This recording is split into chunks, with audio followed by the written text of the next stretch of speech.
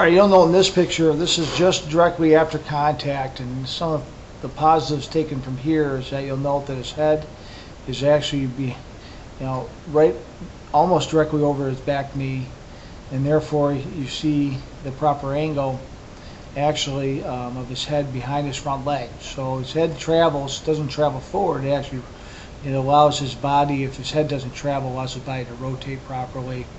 Also, you know his back foot. His back foot is not squishing the bug, actually comes up off the ground and onto his toe to help with balance. And then his foot sometimes, as hitters rotate aggressively around their axis, and what I mean by axis is that it's almost like a pole that extends down from someone's head. As the hitter actually rotates, and you can see in the previous pictures, hitter actually rotates around in order to bring the bat forward. And so, but sometimes when that happens, the foot will open up and actually roll over the top of it. But you want to keep your foot closed as much as possible, or as long as possible. Also, look at Albert Pujols' head position on this.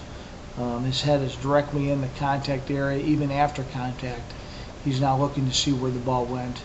And also, you'll see his hands. His hands are still. His hands, his top hand is palm up, and his bottom hand is palm down. Still at this point, and you can see here that his bat has just traveled out of the contact zone. So as we talked about, remember we talked about him getting in that plane, and his hands actually travel and this rotate up in this direction, but he still hasn't rolled his wrist at that point. So in the contact area, you want to make sure that your bottom hand, your palm down, and then your top hand palm up. Even he's right at his midsection right here, and he's already passed his, he has already made contact. So to say that a hitter must have quick wrist and so forth is not true. You want to have your palm down for bottom hand and palm up, as the top hand would be in the area of strength. And you'll notice what they call a power V at this point right here.